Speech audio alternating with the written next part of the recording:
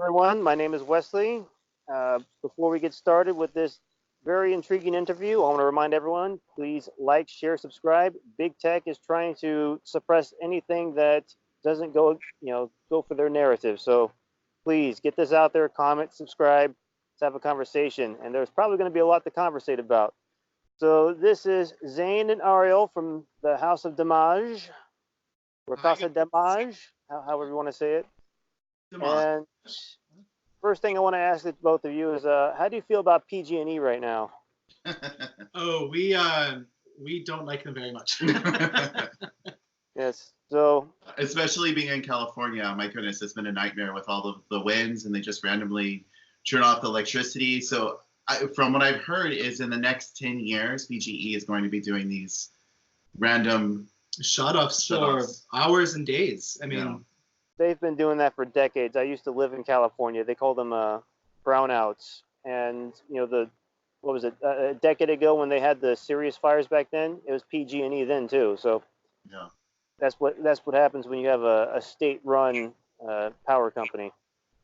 I think PG&E is actually it's kind of like a private company, but they're regulated by the state, and they literally can do nothing without the confirmation of the state, without the state actually telling them what to do, when to do it, how to do it. And I think that's part of the reason why they're struggling with their infrastructure so much. Just another example of living in a blue state. It's kind of like being in a third world country with no electricity. So I think we have confused the viewers enough, which I enjoy doing on occasion. So really quickly, can you tell me about both of yourselves, like where you live, how long you've been living this way, just what brought you to Trump? Okay, sure, yeah. Do you want to go first, or should I? I guess we'll start off like when we met. We both met in Israel. We both met in Tel Aviv at the LGBT center there in Tel Aviv.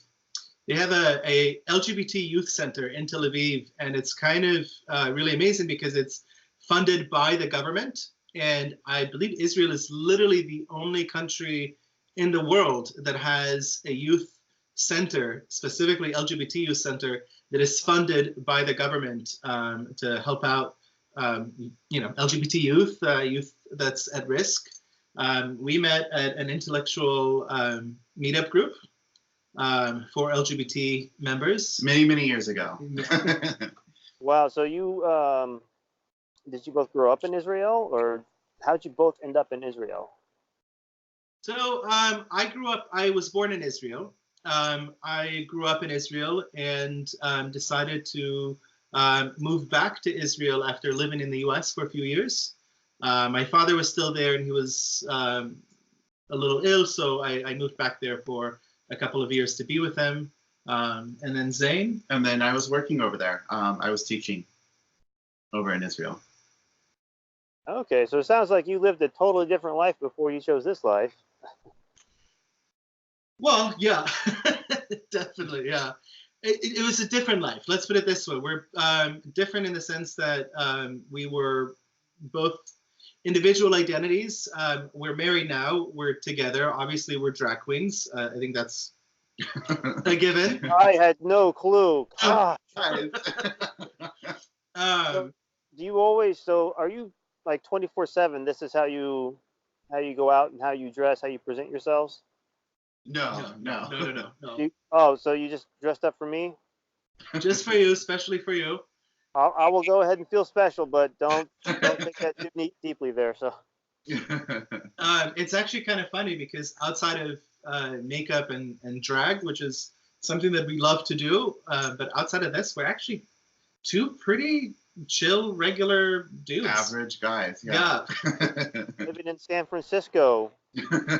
Living in the San Francisco, Sacramento area. Yeah. It's the epitome of, what do you call it? Not controversial, but I can't think of it. Not necessarily controversial, but in the right area for some of your interests and the wrong area for your other interests. Oh yeah. Well, you So know, how did you both end up in San Francisco? You just before while you were in Israel, you realized that this is how you wanted to live, and you're like, San Francisco is a place for me. Well, actually, so we both grew up. Well, you grew up in Israel and California, but I grew up in Southern California, and then you actually grew up in the Bay Area. yeah, I moved to the U.S. I emigrated here in 1997. So I've been living here for quite a few years. I went to school in Palo Alto, went to college in the city. I mean, I've had the full-on, blue liberal state experience. Went to a great public school system that was rated one of the best in the country. And just a few years later, I decided to move to Israel. And funny enough, we're both from California, but we met abroad. Go figure, right? Kind of amazing, small little world that we have. And when we decided to move back to the US, we actually moved back to Portland first, which is another fun experience for a couple of years. Yeah, that's right. We lived in Portland for a couple of years, and then we moved back to Northern California just to be close to my family. Actually, a lot of my family moved up here. All of your family and friends are based here, so that's why we're here. So, if you don't mind my asking, how does your family feel about your lifestyle? As far as being gay or drag queens or both? No. I feel like we've come out of the closet like 3, 4, 5, 6, 7 times now. First for being gay, then for being drag queens, then for being Trump supporters. It's like constantly coming out of the closet. You guys should get stamp cards. A passport, right? Passport, yeah. So, of all the things you've come out from, what is the craziest response you've gotten from your parents, or what the oddest response? So I think for us, let's put it this way: the craziest response that we've gotten from our parents, I know on my end, because I was, I grew up in a liberal kind of free-thinking, spirited household, but to parents who are from the Soviet Union, so they're culturally, I would say, more conservative in that regard. And so when I came out as gay, that was probably something very difficult for them to swallow. And okay, so your parents were Jewish, and they, in the Great Exodus there, that they moved to Israel. They moved to Israel. My dad they both moved as soon as Russia basically opened up the borders and allowed people to escape, Jews to escape. My parents were one of the first ones to escape back in the 70s. My dad escaped from Ukraine, and my mom from Russia, which back then was all Soviet Union. So how did the Soviet Union treat Jewish people? Oh, terrible. Terrible. It's really interesting because I could tell you a couple of stories. The first one I could tell you is when my mom was 16, her father passed away from cancer. And she was living in a one-bedroom apartment with her mom, her grandmother, and her great-grandmother. And after her father passed away, because they were Jewish, the Soviet Union would not provide them with the legal funding that they would otherwise get for grieved women. So she actually had to leave school at the age of 16, go to night school, and she ended up working in a factory to help support her family. And had she not been Jewish, this would not be the case. My father, because he was Jewish, he was not only Jewish, but he was also active. And what was in Russia called Zionist, but basically just active in calling for the rights of Jews to leave the Soviet Union, live in Israel, emigrate to Israel. And he was arrested, he was beat up. I mean, had both of his arms broken in jail because he supported the right of Jewish people to live in Israel. I mean, it was just really crazy, crazy stuff. So not very good. So, yeah, I find it important to ask that because not a lot of people, especially on the left, understand the history of Jews throughout Europe and Russia. Oh yeah, yeah. Especially here in the U.S. because Americans are really familiar with Jews in general, much more so than, let's say, in Europe or in Asia or even in South America. Yeah, we really love bagels here. Love bagels and lox. So that's kind of a halfway joke there, where that's pretty much the majority of what the people in America understand about Judaism. They brought bagels, and then now there's a lot of people that probably watching this that said, "Wow, that's where bagels came from." Yeah. There's a lot of people don't realize how ignorant they are with history and ethnicity and culture, from people from around the world. Oh yeah, yeah. It's really interesting here too, because the Jews that Americans are used to are American Jews, and American Jews are very different from Jews all over the world. All the Jews kind of share a similar background and a similar history. We all experienced anti-Semitism, and we have a difficult history. But American Jews are very, very different in the sense that American Jews are the only Jews in the world that were able to feel safe, and to this day are able to feel safer here than probably any other place in the world aside from Israel, obviously. And so I think a lot of Americans, to talk to the point that you mentioned earlier, probably don't fully understand the full history of the Jewish people around the world. Okay, so right now there's a couple of hot issues across the United States concerning drag queens. One being Drag Queen Story Hour in the public libraries. So there's been several cases where these drag queens have actually been sexual predators and been allowed to come into the public libraries. And in some cases, like in Portland and possibly there in San Francisco, they've been I guess the government's been so afraid of offending the alphabet community that they allow it to go on. What are your thoughts on this? Wow. I mean, first of all, I mean, when it comes to drag story time, there seems to be a lot of like different information about it. First of all, I think for the actual like drag queen story time, apparently from what we've heard, we don't know if this is actually true or not, but there's an actual curriculum that the drag queens have to read. There's certain books that they have to read. So apparently what it is if you drag story hour is there's an actual company or organization that does drag story hours. So if you want to, for example, if we wanted to go and read books at a library to children or whoever, if we wanted to call a drag story hour, we would have to get our curriculum approved by this organization to get these books approved. So the books that they choose to read are actually books that are chosen specifically by this organization, and it's clearly meant to it's clearly meant to rile up people, because I don't see any appropriateness in some of the books that are being read or some of the behavior that we're seeing from the drag queens that are reading to these children. That's why I can understand a lot of parents not wanting their children to be around that, because it's clear indoctrination. If there's a certain curriculum that they are supposed to read, or certain books that they're supposed to read, then it's a clear indoctrination of what the agenda is that they want to push. Now, as for regarding sexual predators, I mean, I don't care what you are, what you're dressed up as. I mean, Disneyland. If you work for Disneyland, you're around a whole bunch of children, you have to go through background checks. I think that should be with any job, any teaching job, or any job that is around children, even story time. Even story time. And the thing is, too,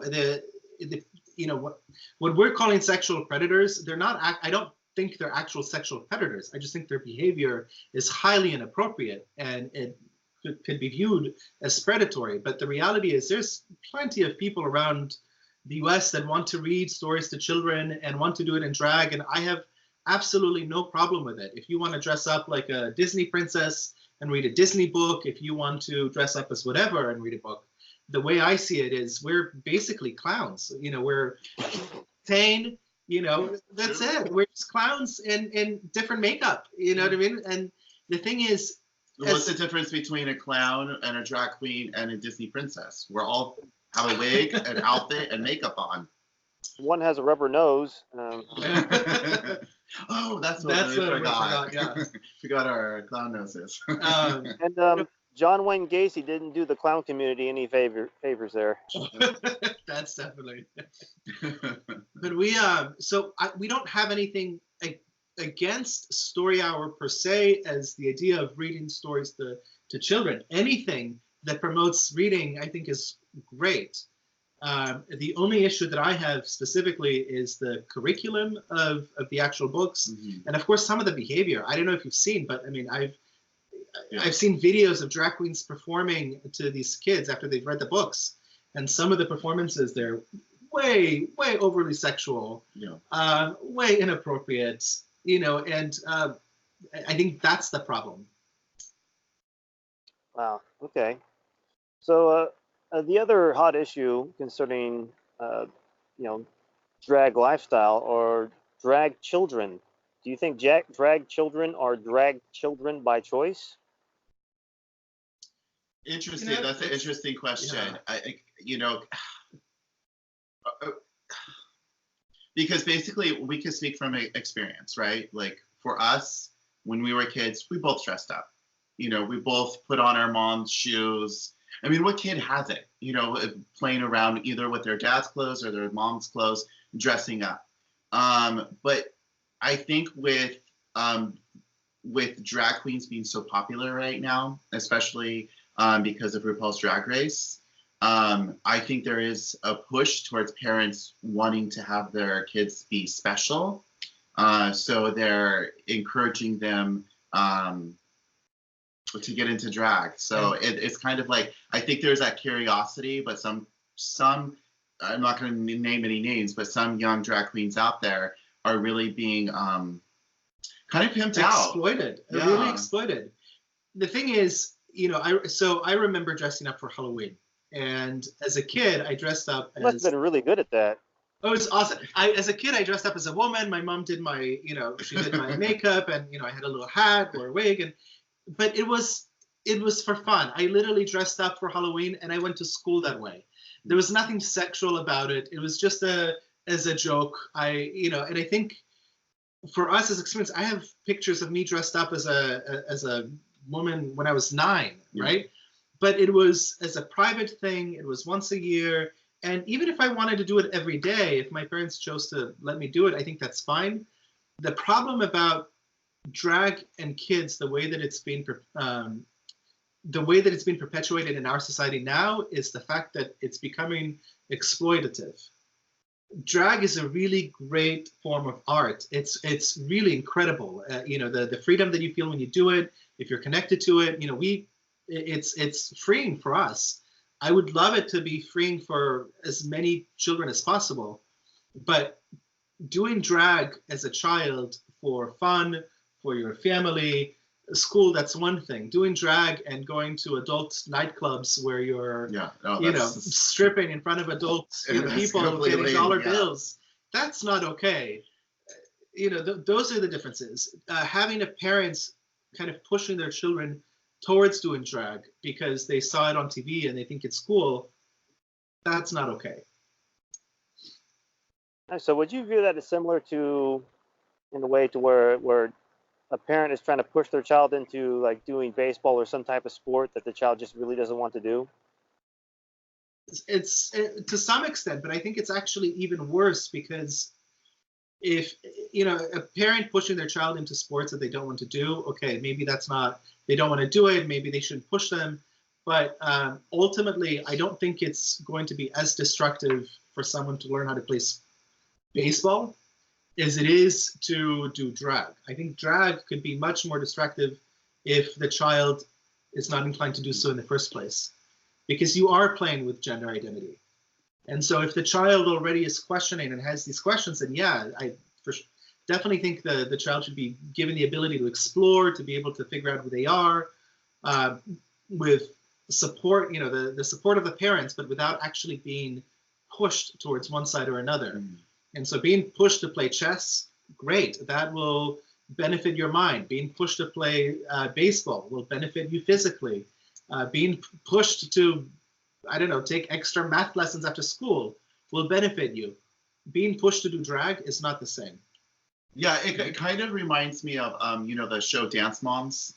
with all the little girls who are dressed up in, outfits Oh, and makeup or whatever, and the moms are pushing their kids to become, young mini celebrities. sexualized. Yes, and that is, I think that's where the issue lies within that. If a kid has his own interest of doing it, fine, but when a parent starts pushing it, it's a problem. Wow. So you mentioned earlier, it really surprised me. I'd never heard it before, but you said that drag is an art form and it's very freeing for you.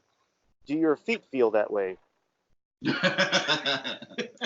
See, now all the men that just saw that, was probably like, "Oh, what a stupid question." But all the women that just saw that, They're like, Yeah. probably like, "Oh, that's a really good question." It's not just the shoes; it's It's a great way. everything It's else. everything.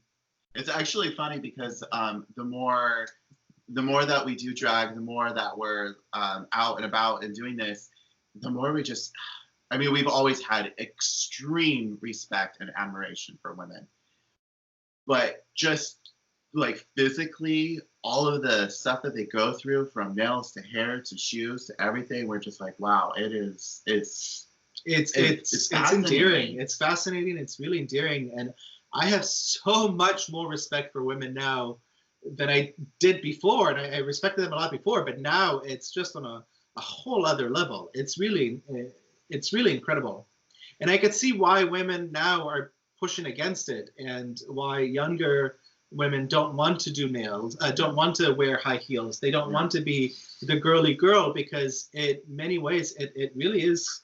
It's oppression at a very young age. It's debilitating. It's fascinating. Fascinating. So, when did the two of you first get on the Trump train? Pretty much From the beginning, really. Yeah, I would say Yeah. years and years ago. I loved Trump for years. I followed him, read his books, watched his TV show. Obviously, I thought he would be a great president. I wish he would run in 2012. In 2008, I was actually happy with our nominee, and at that point, it was pretty clear that no one is going to be able to beat Obama, not even Jesus Christ himself. Back then, it was just not 2008 was just not the political moment. But after that, I wish Trump. I'm glad he finally ran. I would have supported him in 2012. I think he's wonderful, and pretty much almost as soon as he announced his candidacy, we were pretty much on board right away. Yeah. Wow. So how surprised were you down the road when you were actually, at a dinner party or something, and you said, "Wow, we really like this Trump guy," and they're in San Francisco, and then everybody else around you is of a different opinion? So we were actually living in Portland when the election took place. So it was, if anything, I think Portland is a little bit more. It was intense. Let's put it this way. Antifa originated in Portland. So you could imagine the kind of culture that the city holds. And so it was not safe. It really wasn't safe. And, I could give you an example. So I remember in 2008, I lived in San Francisco, in downtown San Francisco, and it was Obama and McCain. And I remember, talking to people and telling them, "Oh, yes, I'm voting for McCain," or people would see my McCain bumper sticker. And I would constantly be asked, when people would see my bumper sticker, "Aren't you scared, you're going to get your car keyed?" And, my answer would always be like, "I wasn't until now, but now that you're saying it, like, should I be?" Because it's just everywhere I would go, people would knock me down for supporting McCain over Obama.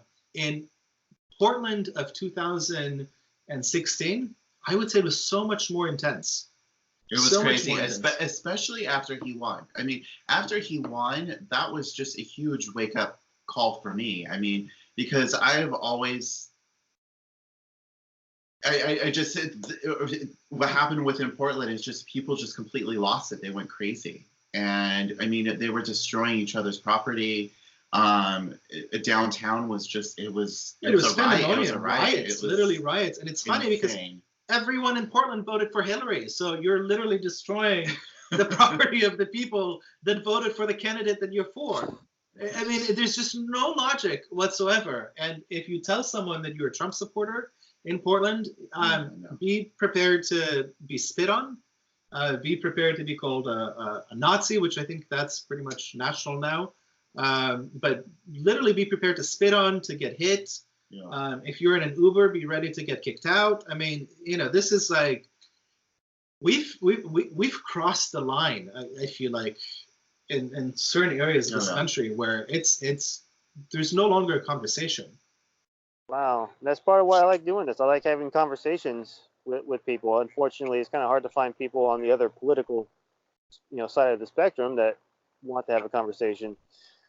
So, after all that happened, you decided the best option was to escape to San Francisco.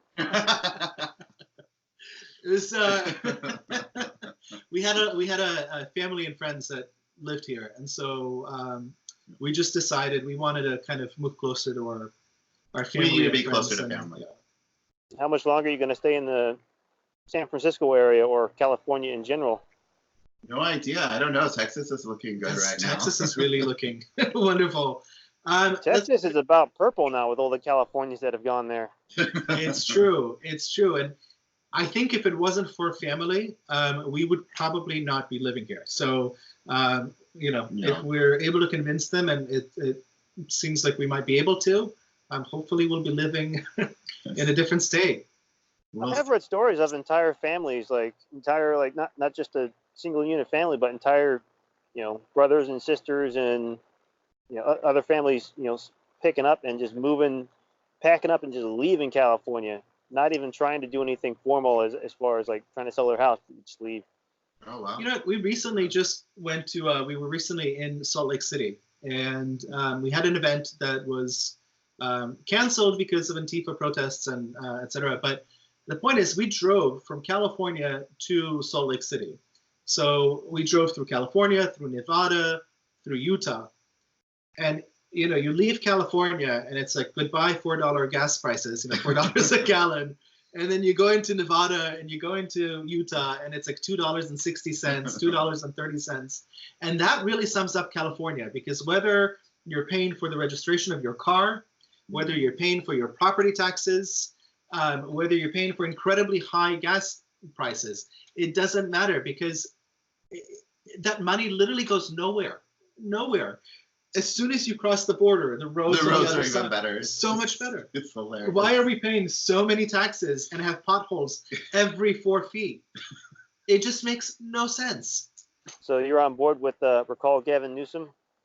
Oh yes, I was on board with him never being a governor in the first place. So yes.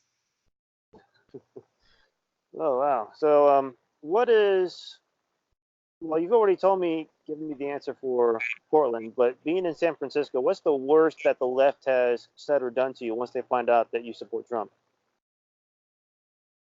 So, okay, I have to be, full honesty. So we have to be very careful where we go and what we say to people when we are out in public. Part of the reason why we chose to speak out and talk about politics is because we are in drag. So it allows us to keep our identity secured and safe, and it allows us to go out to the store and not be attacked. In California, it's really not safe. It's just not safe to be open about who you are and where you come from. I can say this: the few times that I have said something racist is an immediate thing that comes to mind. A lot of people say, well, of course you support Trump, it's because you're from Israel. It's like, no, I really love the US. I learned the history of the US, had a few civics lessons, and I think smaller government, secured borders, low taxes are good for the country. Has nothing to do with me being from Israel, but that's something that I get a lot. And of course, just, people think we're ignorant, either ignorant or racist. There's really two options. And basically, it's really interesting because I'm fourth generation Californian, and just seeing California change over time is baffling, because we used to be able to. I mean, nobody cared about politics before in California. And now it got to the point where you can't even have a conversation with somebody. If you have opposing political beliefs, you can't even have a normal conversation. And you either have to be on their side and agree with them to get along, or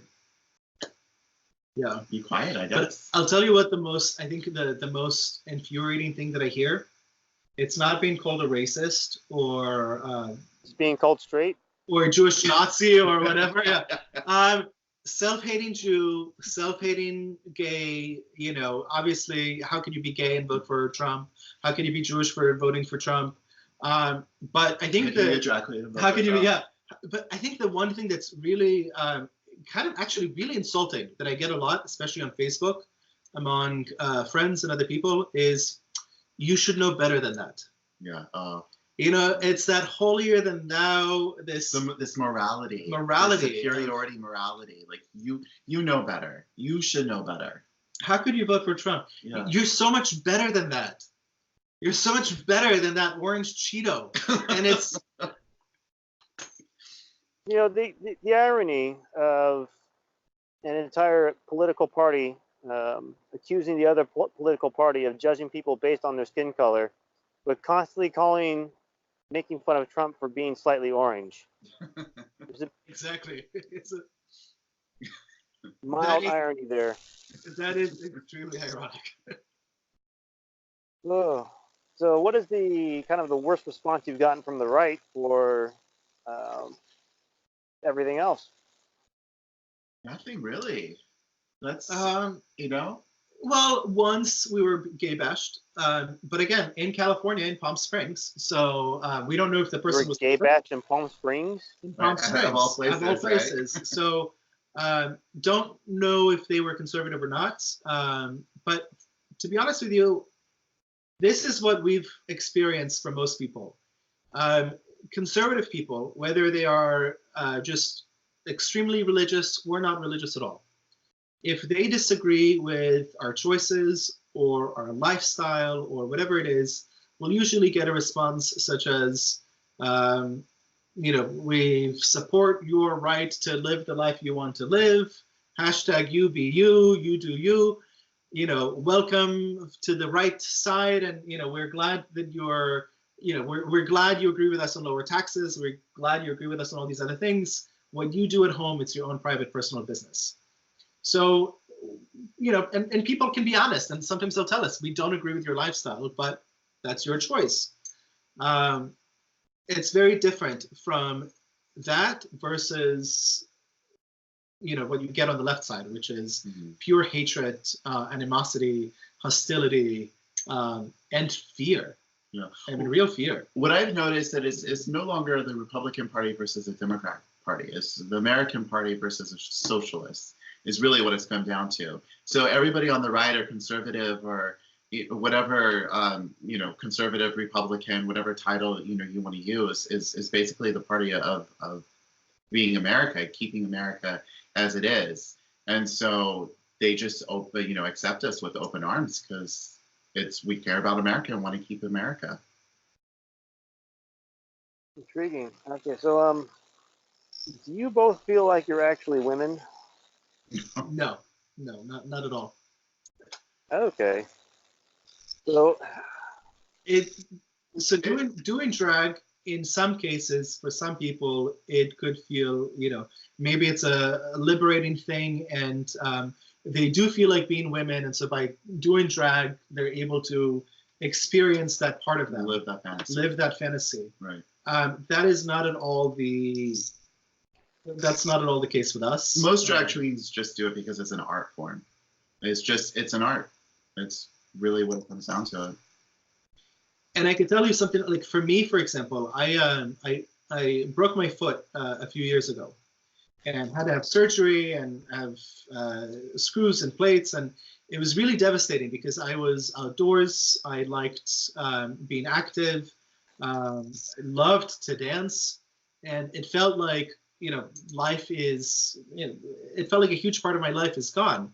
And drag, in some ways, was a savior for me because it allowed me to express myself in an artistic way that did not require utilizing my broken foot as much as other things that I used to love to do, right? So So can you be drag and outdoorsy at the same time? that's a very difficult thing to do. Yeah, let's be killer on the heels. Oh, wow. So, That's it. awesome. Well, Drag does not mean woman. You know, Yeah. just like it's plain dress up. I mean, that really, you know, It's like theater. I mean, I don't know if you were in theater or had friends in theater or whatever, but I mean, in theater, if you're a guy or a girl, you have to put on makeup, and it's part of being on stage, and so it's theater. I also really loved you used to. So Zane used to say that doing drag is almost like the original rock and roll. No, punk rock. There we go. It's the original punk rock. Thank you. Because it goes against the grain. It goes against the mainstream grain, and so it's only recently that drag became mainstream. But up until recently, that was, in some ways, true punk rock, because you're doing what is really against the mainstream, something that's highly unpopular and. And drag queens always have been very political. Drag queen and politics have always been like hand in hand. So that's another side note there. We just haven't had a lot of conservative representatives, but until now, yeah. There are. I mean, until now, does that mean there's going to be a drag queen running for Senate or something? No, but just in terms of drag queen conservatives, people who speak. Oh, okay, I understand what you mean now. Right, the drag community is usually very, very left-leaning, and so it's really nice to see because now that we've been doing this for a few years, it's really nice to see other drag queens, other conservative drag queens coming out and supporting Trump. So, Zane, what was it like for you growing up in California? Because we've already heard mostly from Ariel about growing up between California and Israel. Yeah. Well, for me, I mean, basically, I had a very typical Southern California lifestyle. My parents were religious. I grew up in a very conservative, religious Christian background, Jewish Christian background. And they did not accept me for being gay, so I got kicked out of my parents' house when I was 17 years old. I did a walkaway video because I wanted to really explain and express my whole journeys. So in my walkaway video, I kind of talk about that, my journey of being raised in a conservative Christian household. And then when I went to university, became very liberal, became an activist, became a social justice warrior, the whole thing. And then as I became older and started traveling the world more and started understanding how things work, I lived again. So it's been a whole journey. It's been very, very, very fascinating, very, very interesting for me. I think living in Portland and the whole catalyst of after Trump won was just, I think that was really big eye opener for me, and seeing how people just completely lost it.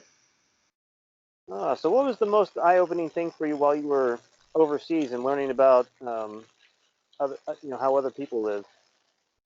The thing is people who don't travel, who live in America and don't travel, they have this perception of the way that the world works, and it is completely wrong, especially if you're isolated and you're living in LA and you think the whole world revolves around you. Once you remove yourself from that and realize the whole world does not revolve around you, it's eye-opening. One of it is that people are just not politically informed in America as much as they are everywhere else. Not only do Europeans follow their politics, they also follow American politics, where growing up in America, Americans didn't even follow their own politics, let alone, European politics. So just the lack of information, not even to the point of not even having the knowledge of multiple languages, and thinking that everything revolves around you versus living in Asia or Europe, you really realize how everything is connected. Yes, I've seen that a lot of people in the United States, It's a changing. lot of them, they seem to be well informed of the, the dark spots in the past of the United States, but they're woefully uninformed about the dark spots in the past of, all these other nations. And it seems a bit counterproductive to compare ourselves now to what we were 200 years ago, but also compare ourselves now to what Germany is now, as composed to what they were 50 years ago. Mm-hmm. So I think the problem really lies within our education. I think it really lies within the education system, because I was a teacher. I taught in Asia. I taught in Europe. I also taught in Israel. And education is so important, especially I taught in Korea, especially in Korea, where it's just, that's what they pay attention to. It's all about education. Here in America, like, people complain that their kids go home with homework. I mean, it baffles me, because the only way for you to be able to be prosperous, the only way for you to be informed on issues, the only way for you to really do anything or be successful in life is by becoming educated. And that it really lacks here in America. And so it doesn't shock me, or it doesn't surprise me that America is churning and becoming what it is, because the education is just not there. Oh, very intriguing. So, would you ever run for political office on the platform of, improving public education? I mean, I'll never say never, but I don't ever plan on running. But yes, I think education is vital. Well, if you don't plan on running, do you plan on catwalking? Maybe Yes, I'll do that. Catwalk for education. There you go. So I take it none of your students know about this alter ego of yours? Well, I don't teach anymore. But no, Actually, you have two alter egos. This and supporting Trump, especially being there in San Francisco. Yeah. Well, but that's kind of takes us to the point that we were talking about. This is what adults, like, we're adults, right? This is something that we do. We choose to do this in our own free time. We choose to put ourselves out there as drag queens, and we choose to dabble in this, like, art form.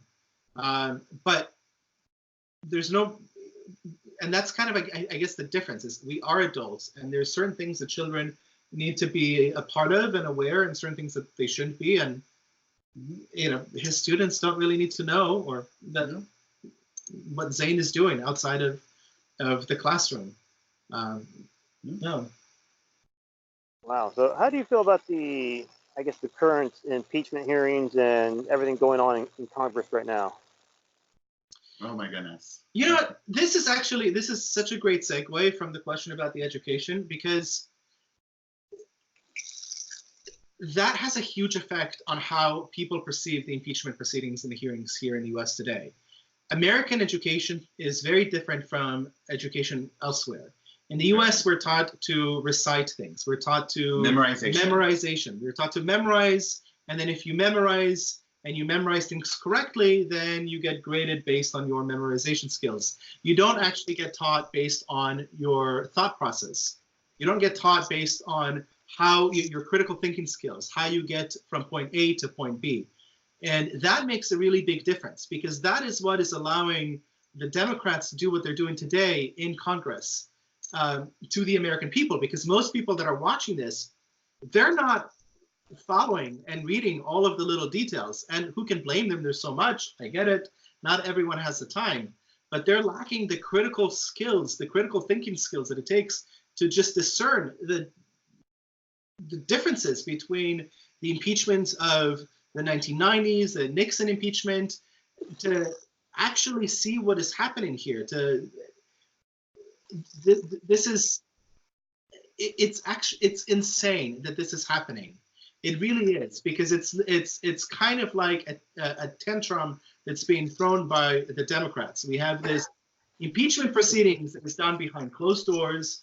No one knows anything. Republicans are not allowed to ask questions, but we're just supposed to blindly follow and blindly believe because a certain sect of a small but very loud, angry group of people that they don't like Orange Cheeto Man and therefore he should be impeached. It is absolutely ridiculous. It's ridiculous that we have, I mean, it's really baffling. the House of Representatives doing something like this, and no one is talking about the actual questionable actions of Biden. Biden is caught on tape, on camera, actually saying that he threatened the Ukrainians to fire the prosecutor that is looking into his son's dealings in Ukraine. It's actually on camera, but no one is talking about this. Instead, we're talking about, we're talking about this conversation that supposedly Trump had with the Ukrainian president. And it just seems like literally they're just going, it's like a domino effect. Like one by one, they're trying to take him down. So Russiagate did not work. So maybe this will work. That didn't work. So now we'll try this. Impeachment is kind of like their last ditch hurrah. And I don't even think it's meant to remove him from office. It's literally just meant to rile up the base. And it's so sad that that our government, an actual part of our government, is being taken advantage of and manipulated in a way for political gain in order for House Democrats to have a more favorable outcome during the election. It's outrageous. No, that's pretty much what I've seen too, because there is no logical basis. And the one thing that the media keeps trying to specifically not mention is the 1999 U.S.-Ukraine treaty for, cross criminal investigations. I forget what it is, but I've mentioned it in several videos. But everything that's going on is actually perfectly legal with the AG Barr and Jeff Durham doing their investigation. That is per the treaty how it's supposed to happen. It's 100% legal. But you know what? Let's forget. Let's say you don't know that it's legal. Just if you're a person and you have just the very basic critical thinking ability, if you're able to look at a situation and just think about it, right? Not just follow what the dogma that you're being told, but just think about it. You have a president who has a conversation with the Ukrainian president and says, hey, it seems like you guys have a serious issue with corruption, which everyone knows Ukraine has a serious issue with corruption. It's the most corrupt country in Europe. Literally the most, well, aside maybe there's a dictatorship in Europe, which is Belarus, but basically, aside from Ukraine, that's the most corrupt country in Europe. So you're looking at a Ukrainian country, at Ukraine, which is very corrupt, and you have a president that says, hey, we know you're corrupt. You're getting hundreds of millions of dollars in aid, but before we give you this money, we want to make sure that this money is going to be utilized for what it's meant to be utilized for. We don't want this to be, trickle down into your corrupt, people underneath. So we want something done about this. And on top of this, we also have proof that shows that not only are you guys corrupt, but you guys have had illegal dealings or potential illegal dealings with someone who's running for president. Please make sure to check this. Because if this person becomes a nominee, and if this person becomes a president, shouldn't we as the American people know what this person's dealings are? Shouldn't we know what he knew about his son's dealings with Ukraine? A lot of questions need to be answered here, and people are just not even asking these questions. It just doesn't even matter. And Do you guys ever wear flannel? I mean, we do actually. That's what we wear out of drag. oh, it's just interesting. It's really interesting hearing these well thought out opinions from people with your type of garb on. So, well, it's that's really the whole point. Actually, it's really to shake things up. So I'm kind of running out of time here, and I think we've pretty much exhausted everything we can for this go around. It's really great that you're able to. You have that you're so well thought out that we can that the conversation can progress so quickly. But what that you would do at this point? Is there any last things you want to say? Anyone that would be watching this video? You know, there's a story when you asked us about Portland, and there's a story that I remember, and I think I will never forget this. We are in a cafe somewhere having breakfast, and this was, I don't know, maybe a couple of days after the election. We're out there having a quiet celebratory breakfast, not telling everyone that we're celebrating, obviously, because, but here we are celebrating the election of Donald Trump, and this super cute and super sweet 4-year-old comes up to us and cries, right? He sees us, two men, we're obviously together, holding hands, and he comes up to us and he's crying. He's like, oh my God, I'm so sorry. I'm so scared for you. You know, Donald Trump wants you killed. You're not safe anymore. This is so sad that you're not safe in our home, America, right? And this 4-year-old is in tears and he's crying. And we see his mother, and his mother is sitting a couple of tables from us, and she obviously had, you know, okayed for him to come and talk to us, and she's beaming with pride, right? Her 4-year-old is crying, and she's beaming with pride because she's seeing this 4-year-old, and she's thinking, wow, what an amazing person I'm raising. I have someone who really cares, who really feels the empathy for these two people, who really cares about their oppression. And so she's beaming with pride, thinking, oh my God, I'm doing such a great job as a mother. We're looking from the side and thinking to ourselves, this poor 4-year-old is indoctrinated in total distress, and she's causing real damage, like real damage. He was horrified for us that we were going to be killed now. Right? And so when people talk about the discourse and national discourse and all of these things, and you know the discourse that Trump is bringing on to America, I would say look in the mirror. You know, a lot of this, in my opinion, is projections. Because if you go to a Trump rally, and if we go dressed up like this, and you know what, there's another drag queen that did go to a Trump rally, and she was welcomed with open arms, cheers. People loved it. There's so many gay supporters at Trump rallies, so many Black people, so many Hispanic people. We personally know gay Hispanics and gay Blacks and gay Jews, obviously. We know non-gays that support him, go to these rallies and are welcomed, just really welcomed. Try to do the same thing, and on the other side, and it just doesn't exist. Wow. So if you go up to if a Trump supporter welcomes you with open arms, is he afraid of catching gay or? Catching gay. Catching gay? No, I've never had anyone be afraid of catching gay. But have anybody on the left been afraid of, you know, catching the Trump virus or something? Like, I think people are afraid of. So no one's afraid of the Trump virus, but I think a lot of people in America cut stupid. You know what I mean? Because there's this. Being gay is no longer an issue. And this is what I love about this specific president, is because he doesn't look at subgroups. He just looks at us as Americans, right? We all deserve the same rights, the same freedoms, the same abilities. It doesn't mean we all deserve the same outcomes, but we deserve the same opportunities. And being gay or Black or straight or Asian or whatever it is, doesn't mean that you, for some reason, should get a leg up on this opportunity, because it just doesn't work. That's just not the way that this country is based on. This country is based on everyone receiving equal opportunities, not equal outcomes. And sounds like real drag. Right? Yeah. But thank you so much for allowing me to interview you. I hope that this gets out there and starts changing the minds of people on both sides. So this is Ariel and Zane of House of Damage, and I'll include your YouTube channel in the description. You want to say goodbye, everyone? Thank you so much. We really enjoyed having this conversation, and thank you for having us on your channel. We really enjoyed it. It was really fun.